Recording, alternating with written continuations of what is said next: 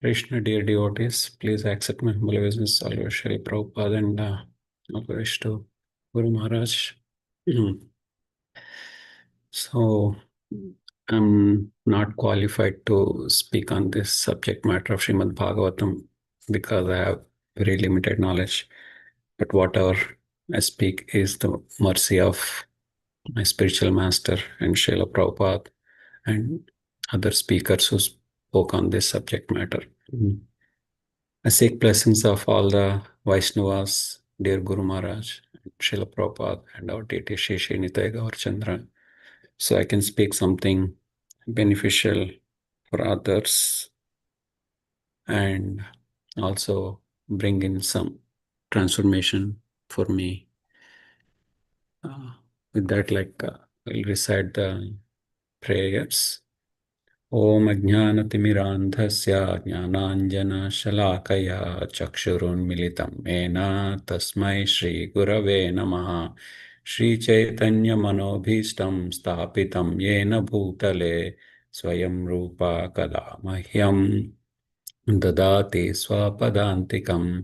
वन्देऽहं श्रीगुरो श्रीयुतापदकमलं श्रीगुरून् वैष्णवांश्च श्रीरूपं साग्रजातं सहगण रघुनाथान्वितं तं सजीवं साद्वैतं सावधूतं परिजनसहितं कृष्णचैतन्यदेवं श्रीराधाकृष्णपादान् सहगण ललिता श्रीविशाखान्वितांश्च। हे कृष्णा करुणा सिन्धो दीनबन्धो जगत्पते गोपेश गोपिका कान्ता राधा कान्ता नमोऽस्तु ते। तप्त काञ्चन गौराङ्गी राधे वृन्दावनेश्वरी ऋषवानुसुते देवी प्रणमामि हरिप्रिये। वाञ्छाकल्पतरुभ्यश्च कृपा सिन्धुभ्य एव च पतितानां पावनेभ्यो वैष्णवेभ्यो नमो नमः।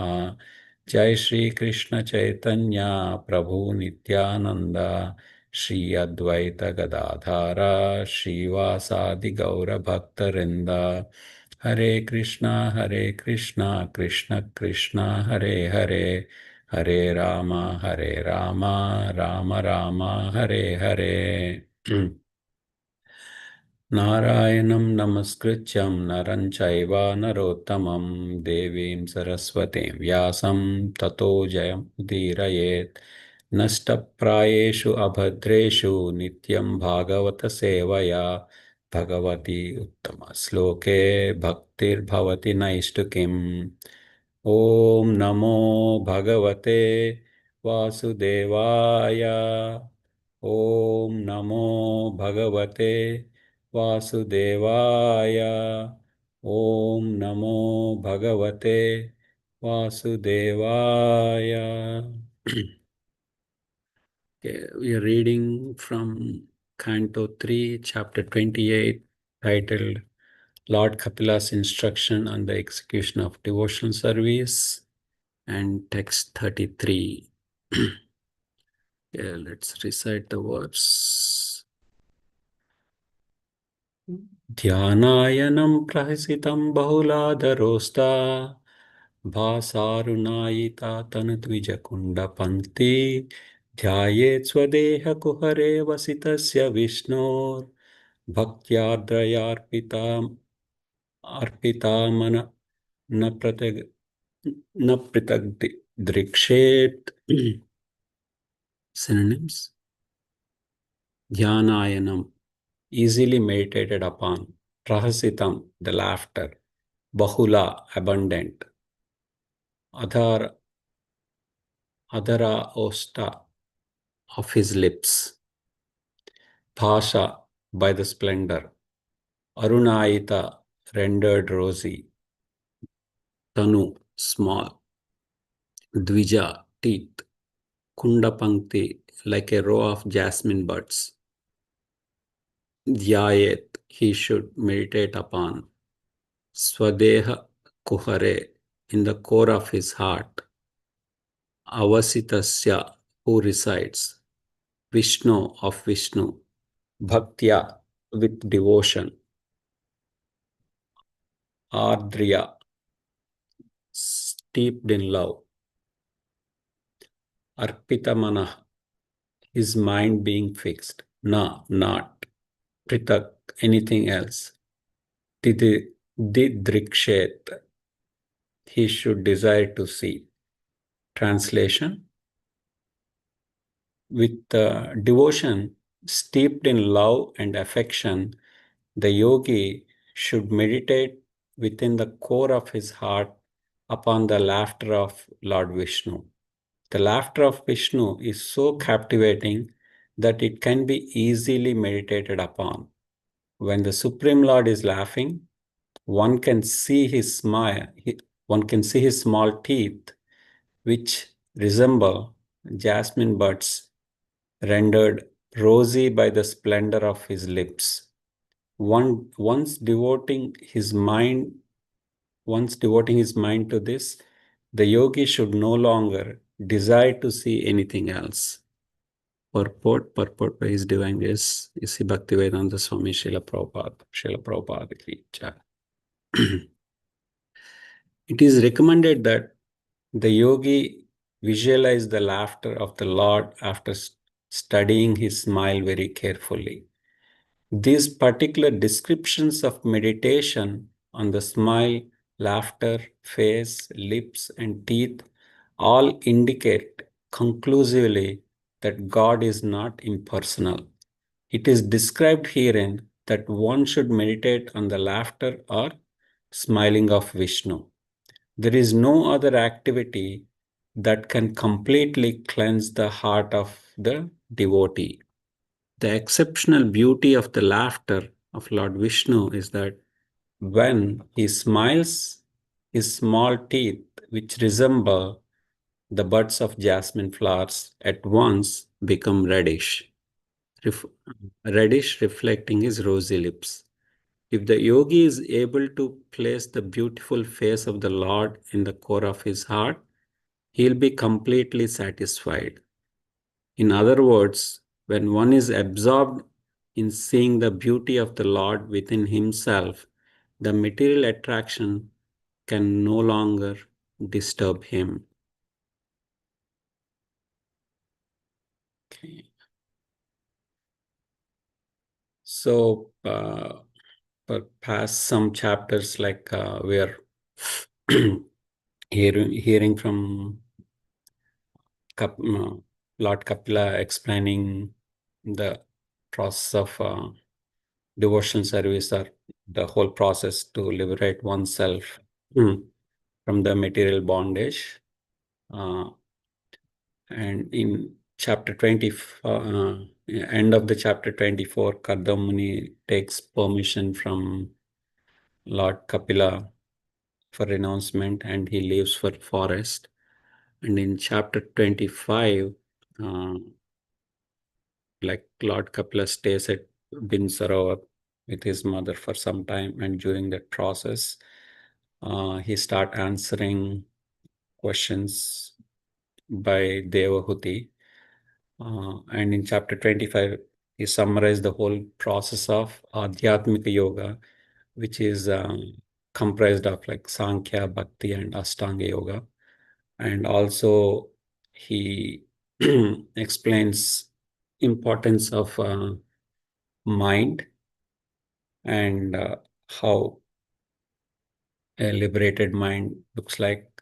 When it is attached to material modes, it causes bondage. When it attached to the Lord, it causes liberation. And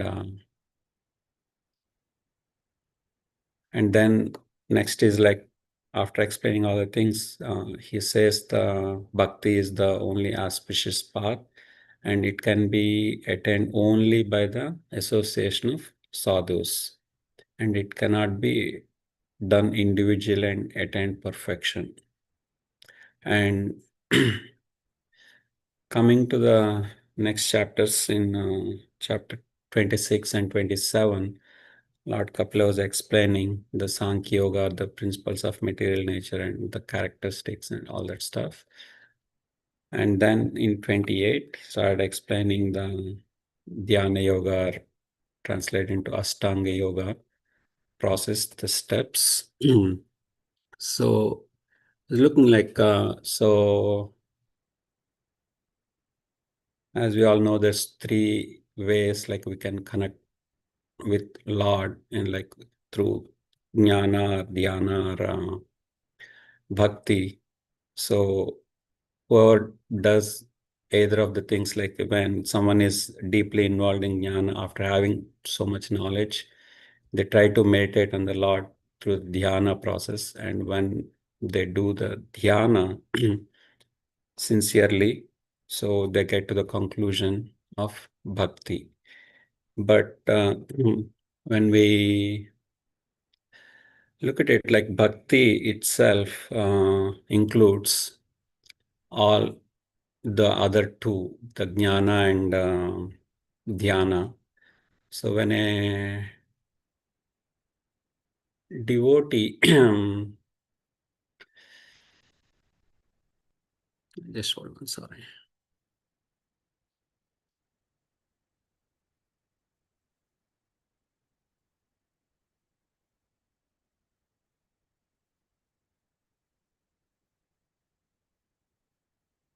So as yeah, one can. So bhakti already includes the jnana and dhyana. So a devotee always would like to hear about Krishna and his pastimes, and always wanted to engage in discussions related to Krishna. He never would like to discuss much about the mundane topics of the world.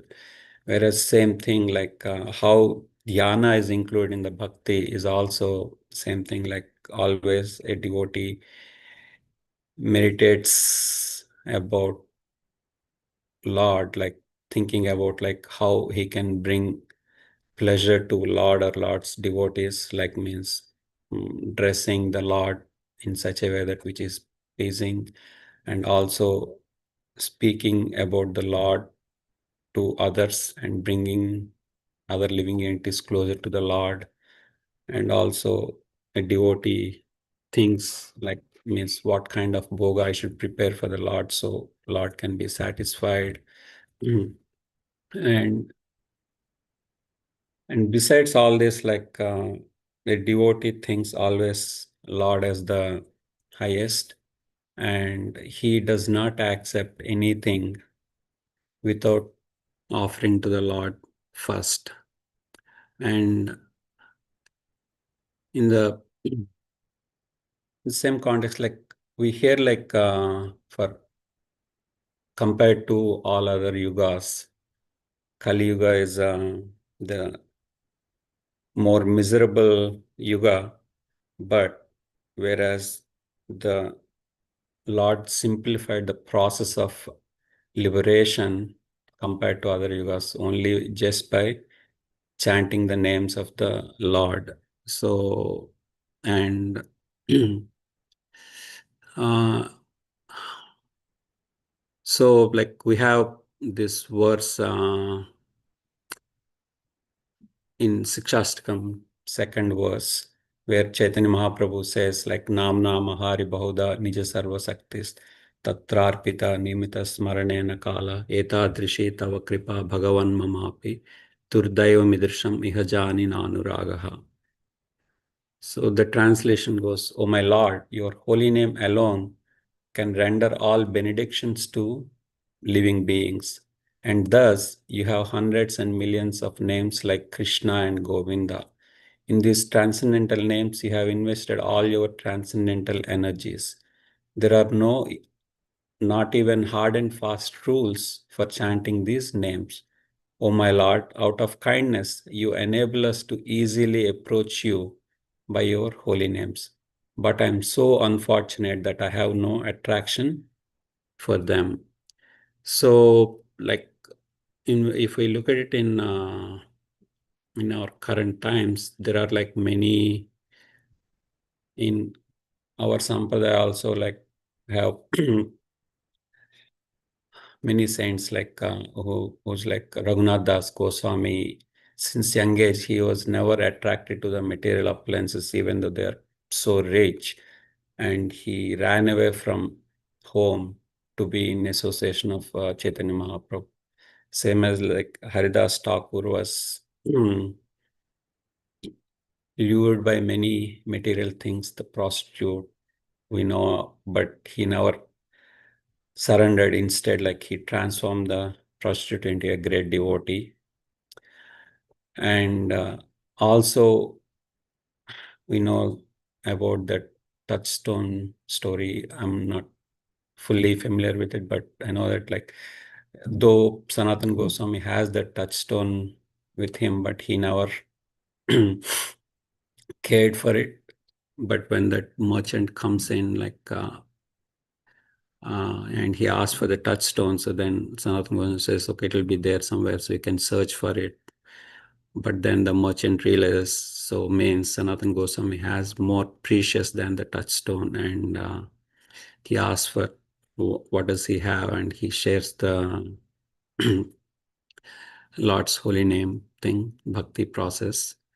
And similar thing, like if we look at it, like many saints in India, like all different parts of world, they're all like just by they compose like many poems on the Lord's characteristics or many things, and they have like full satisfaction just by reciting the names of the Lords or writing poems for the future generations to read, but they never had any attraction for the material things.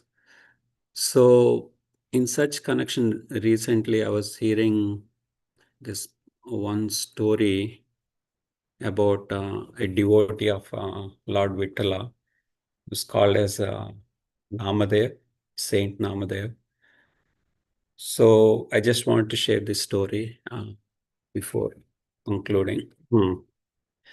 So from childhood, Namadev and one of his friends, they were like very much attached to Lord Vittala, and they always used to sing the bhajans about Lord Vittala, and they used to spend the time, most of the time, in the temple in Pandharpur. But as they grow and the age of marriage comes and they both get married, and Namdev gets married to Radhabai and his friend gets married to Radhabai's friend. Uh, and and Namadev never bothered about taking care of the home, even though he's married and he has a wife. But he's always meditating on the Lord's names and just singing. And Radhabai is behind Namdev. Why don't you do some work to earn some money so that we can run the home, we can eat something? And the same is with Radhabai's friend. So she was also behind Namdev's friend, saying that do something to get us. But somehow Namadev's friend gets convinced with his wife's words, and then he switches his worship from Lord Vittala to Lakshmi, and then he start worshipping Lakshmi. And pleased by Lakshmi, somehow he gets awarded the touchstone, and we know that whichever we can touch, so that transforms into gold. And so then the same thing, like once Radhabai's friend, they meet, and then she shares that, oh, my husband prayed to Lord Lakshmi and Goddess Lakshmi, and we got the touchstone, and now we live very happily and we are very peacefully. So then Radhabai requests her friend, okay, so my husband, Namdev, so he's always in Lord Vittala's prayer bhajans. Other than that, he never cares for the home. So can I lend the touchstone for some time so I can make some money so we can run our home peacefully?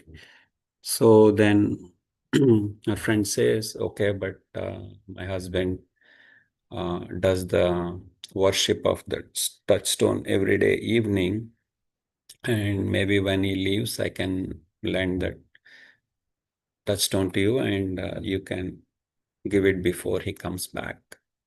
So they, as upon like they agreed, so her friend gives her the touchstone the next day morning, and she's a little bit excited, and then she transforms many things into gold. And by the time like Namdev comes home, and then he astonished by all the riches in the home, and then he inquires from her like, what happened, how did you got all these things? Then she explains all the things. Then Namdev asks like, oh, can you show me the thing? So then she shows him. So since Namdev is not attached to all these things, he threw the touchstone into the side the next by river. And then Radhabai's friend tries to reach to her to get the touchstone before her husband comes. So then she tries to keep quiet. And then finally, Namdev's friend gets to know that, like, okay, that touchstone was given to Radhabai, and then somehow they're not returning it back. She's not returning it back. So then he comes home, and he asks Namdev about it. So then Namdev not worried too much about the appliances. So he just said, yeah, I threw it in the river. Then astonished by Namadev's response, like then his friend runs to the river and then keeps looking for the touchstone. And he is tired of like keep picking the stones from the riverbed, looking, is this, but none of them were like, he is so tired. And Namdev was um, dissatisfied, and he wanted to help his friend. So then he puts his hand under the riverbed and then pulls a bunch of stones, and then he asks like, is your stone in one of these things? May. So then his friend looks at like, oh, everything looks similar. And then he was very happy. Yes, yes. But he just wanted to make sure that he's picking up the right stone from his hand. Then he started checking which is the touchstone. So, but every stone from his hand was acting like a touchstone. So means the so this story like means all the when someone is attracted to the Lord's names or features or Lord's pastimes. So for them, the material desires or material things are nothing, and they never care for their physical happiness, except they look for only the internal happiness. So yeah. So that like for us, like if we look Srila Prabhupada simplified uh, all the process. So there are so many Vedic scriptures are there. So Prabhupada he gave us like two main scriptures to follow up on. Like one is Bhagavad Gita, which is spoken by Lord Krishna himself, and then Srimad Bhagavatam, which speaks more about Lord Krishna. So basically, his pastimes and all stuff. So with that, like it should be should take up the easy process, like as proper given, like chanting and reading scriptures and eating only the Bhagavad Prasadam. So as Prabhupada mentioned, like if someone can follow this process given by Srila Prabhupada sincerely, should be able to develop that love or attachment or for Lord Krishna. So with that, I conclude, and please forgive me if I spoke anything incorrectly because of my limited knowledge. With that, so yeah, you can share your reflection or any thoughts.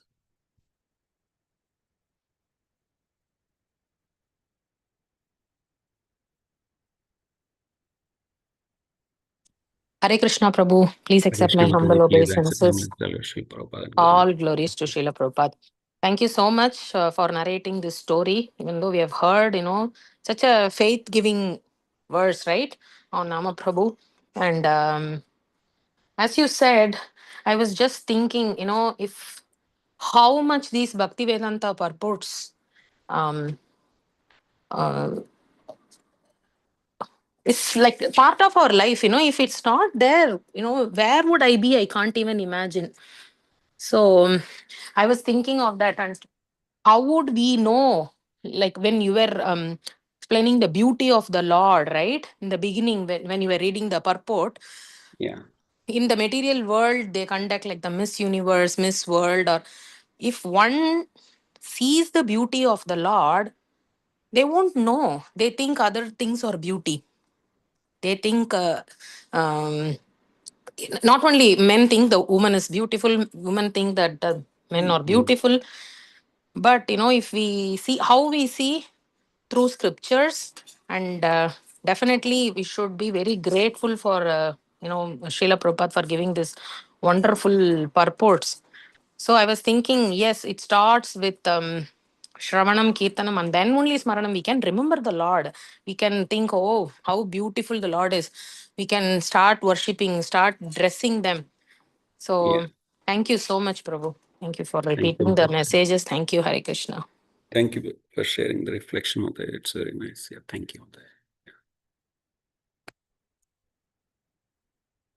Okay. Thank you, Prabhu. Nice story. As much as you said. Thank you, Prabhu. So, okay, Prabhu. So, shall we close down? Yes, Prabhu. Thank you. Vanchakalpatarubhyascha